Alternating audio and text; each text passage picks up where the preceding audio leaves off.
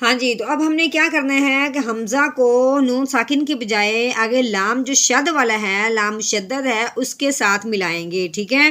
کیونکہ جو شد والا حرف ہوتا ہے وہ اپنے پچھلے والے حرف کو اپنے ساتھ ضرور ملاتا ہے، لیکن یہ آپ جب دیکھیں گے تو وہ اگر حمزہ کو ہم نون کے ساتھ ملاتے ہیں تو یہ لام کس کے ساتھ ملے گا؟ کیونکہ نون ساکن جو ہوتا ہے یا کوئی بھی ساکن ہو تو وہ آگے کسی کے ساتھ نہیں ملتا، اس لیے اب ہم نے حمزہ کو نون کے بجائے آگے لام کے ساتھ ملائیں گے، ٹھیک ہے؟ آگے لام کو میم کے ساتھ ملاتے ہوئے ہم نے آگے جب دیکھنا ہے تو آگے تو با نہیں ہے، میم ساکن کے بعد جب با ہوتا ہے تو میم ساکن پہ گناہ کرتے ہیں ورنہ گناہ نہیں کرتے۔ تو ہم نے اس کو کیسے پڑھنا ہے؟ لا علم، لا علم، نون کی آواز بالکل نہیں، انم ایسے ہرگز نہیں پڑھنا، حرف ہمارا غلط ہو جائے گا، ہم نے ال کی آواز نکالنی ہے، آگے میم ساکن پہ بھی گناہ نہیں کرنا۔ لا علم یوتا، لا علم یوتا، نحمده ونصلي على رسوله الكريم، اما بعد فاعوذ باللہ من الشیطان الرجیم، بسم اللہ الرحمن الرحیم۔ السلام علیکم ورحمۃ اللہ وبرکاتہ۔ امید ہے آپ سب خیریت سے ہوں گے، انشاءاللہ جہاں ہوں گے ایمان اور صحت کی نعمت سے مالا مال ہوں گے۔ ہاں جی، تو آغاز کرتے ہیں ہم اپنے آج کے سبق کا دعاؤں کے ساتھ، تو چلیے شروع کرتے ہیں۔ اللہم صلی علی سیدنا و مولانا محمد وعلی آل سیدنا و مولانا محمد وبارک وسلم۔ رب اشرح لی صدری ویسر لی امری واحلل عقدۃ من لسانی یفقہوا قولی۔ رب زدنا علما، رب زدنا علما، رب زدنا علما۔ ہاں جی، شروع کرتے ہیں ہم آج کا اپنا سبق، جو ہمارا سورۃ علق کا سبق چل رہا ہے، آج سبق نمبر 6 ہے۔ تو آج سے ہم نے اس طرح پڑھا کرنا ہے کہ پہلے ہم اجرا کیا کریں گے، ایک ایک حرف کے بارے میں اس کی تعریف بتایا کریں گے کہ کس طریقے سے ہم نے اس کو لمبا کرنا ہے، غنہ کرنا ہے، جو ہم آج کل پڑھ رہے ہیں، ٹھیک ہے، جس طریقے سے ہم پڑھتے ہیں۔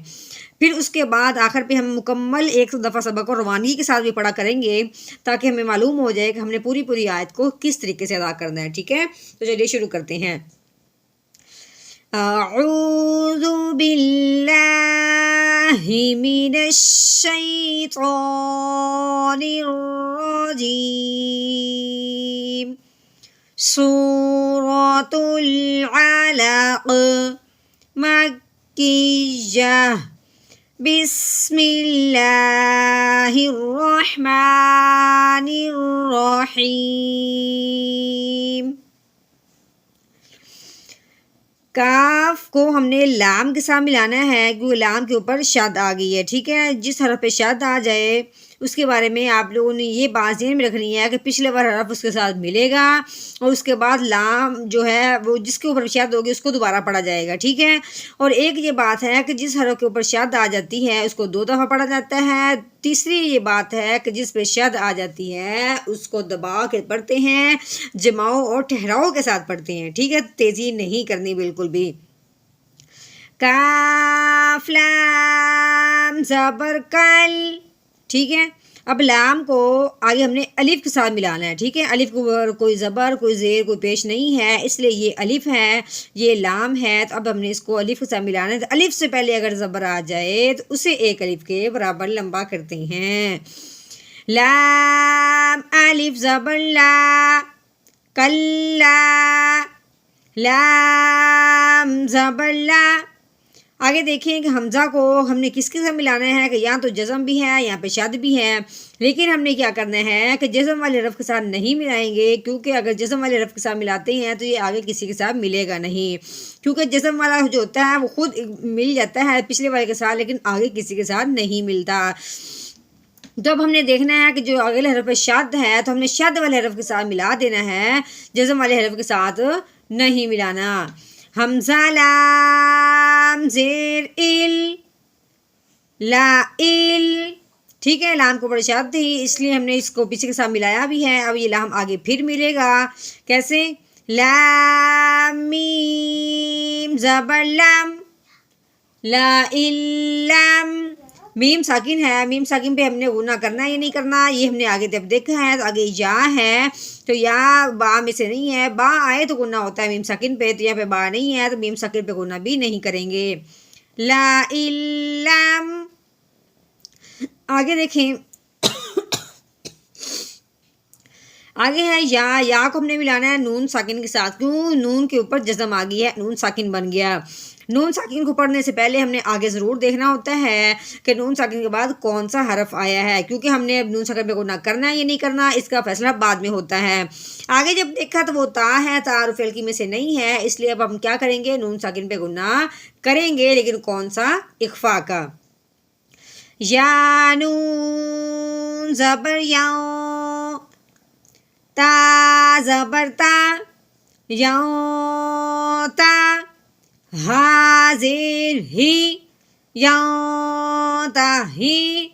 हाँ जी, यहाँ पे अगर वक़फ़ करेंगे तो आखिर वाला हरफ क्या है, मुतहर्रिक है, ठीक है।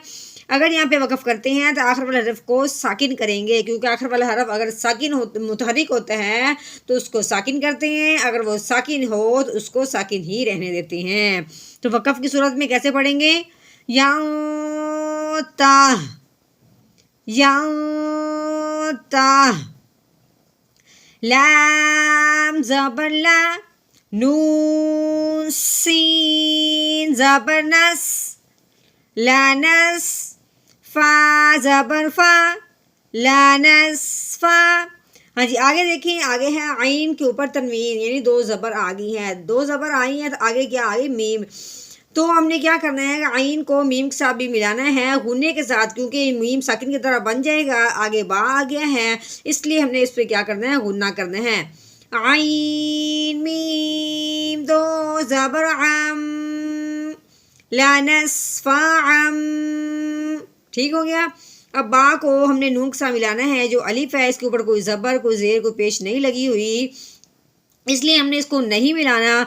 वैसे तो ये अगर बा अगर आगे ना मिलता तो फिर ये अलिफ बा के साथ पढ़ा जाना था, लेकिन ये तो ज़ेर आ गई है, ज़बर के साथ अलिफ पढ़ा जाता है, ज़ेर के साथ नहीं पढ़ा जाता। तो इसलिए अब हमने क्या करना है, ज़ेर वाले हरफ को नून के साथ मिला देना है। तो नून क्या है, नून मुशद्दद है, जो नून मुशद्दद हो तो उस पर हमेशा गुन्ना करते हैं। मुशद्दद यानी नून के ऊपर शद का आ जाना।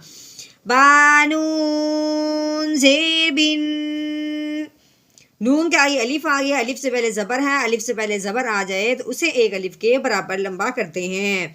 नून अलिफ ज़बर ना, बिन ना, सो ज़ेर स्वी, या ज़बर या, स्विया, ता ज़ेर ती, स्वियाती।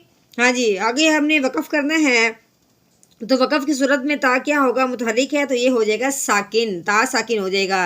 यानी इसको कैसे पढ़ेंगे, ता की आवाज़ को हमने हटा देना है, अभी जब हाँ की आवाज़ निकालेंगे तो कैसे निकालेंगे, बिन नासिया, क्योंकि यहाँ पे गोल ता है, गोल ता जो होती है तो वो वक़फ़ की सूरत में ता को हटा देते हैं, पीछे हाँ की आवाज़ निकालते हैं साकिन करते हुए, बिन नासिया, ठीक हो गया।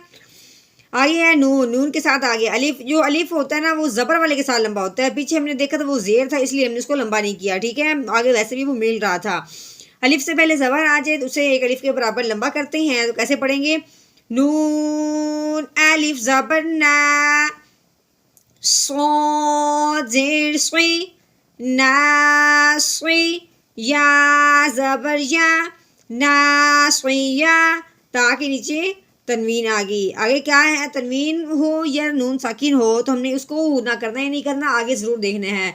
यहाँ पे जब हमने तनवीन को देखा तो आगे देखा तो वो काफ था, काफ हरूफ अलकी में से नहीं है, तो तनवीन पे गुना करेंगे इख्फा का।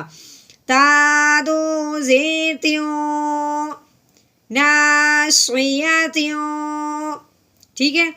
आगे फिर आगे काफ, काफ के साथ लगा हुआ अलिफ, तो अलिफ से पहले क्या आ गई, ज़बर आ गई, अलिफ से पहले ज़बर आए तो उसे एक अलिफ के बराबर लंबा करते हैं।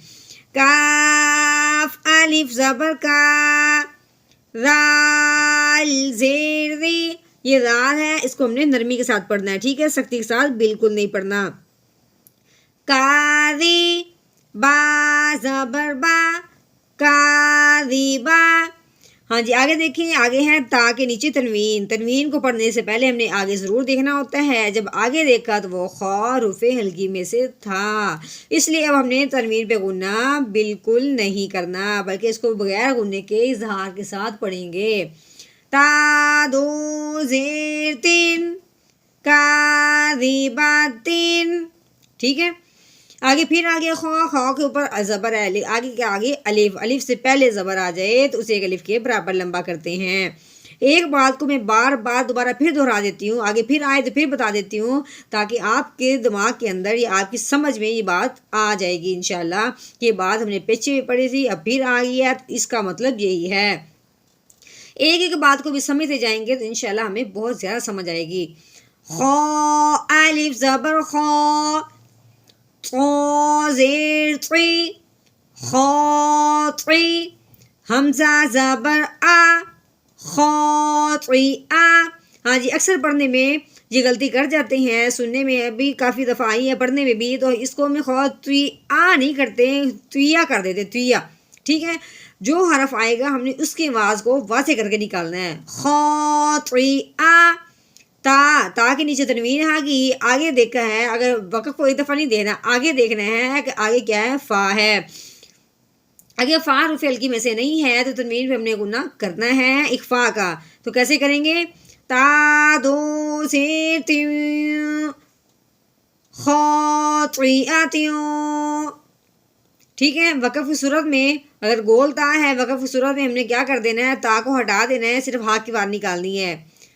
کیسے پڑھیں گے؟ آگے وقف خاطئہ، خاطئہ.